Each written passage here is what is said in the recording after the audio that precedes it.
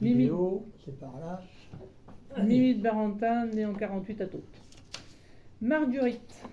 Elle s'appelait Marguerite. Elle était née vers 1920 dans un petit pays où tout le monde se connaissait, puis se surveillait.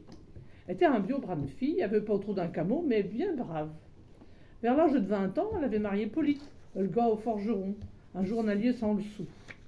Un soir qui était un petit écaoui, le recruteur du roi l'avait embobiné en y faisant miroiter les milles et les champs qu'il allait gagner. Le v'là parti pour 7 ans dans l'armée de Normandie, avec un bio-costume pour faire la guerre aux Autrichiens, qui ne savaient même pas où c'était l'Autriche. 7 ans est long pour une jeunette. Petit pas qu'au bout de 2 ans, un régiment passe dans le pays. Un bio-soldat arrive le soir, chez Marguerite, avec un billet de logement. Quand elle veille, à la lumière de la bougie, Marguerite s'écrie « Mon Polyte qui est revenu, je t'attendais, rentre vite !» Le soldat l'a bien vu la méprise, mais tant qu'à être nourri, logé, autant avoir un petit câlin avec. Le lendemain, aux aurores, le régiment repart. Seulement, le soldat avait laissé un cadeau à Marguerite, un polichinelle dans le tiroir.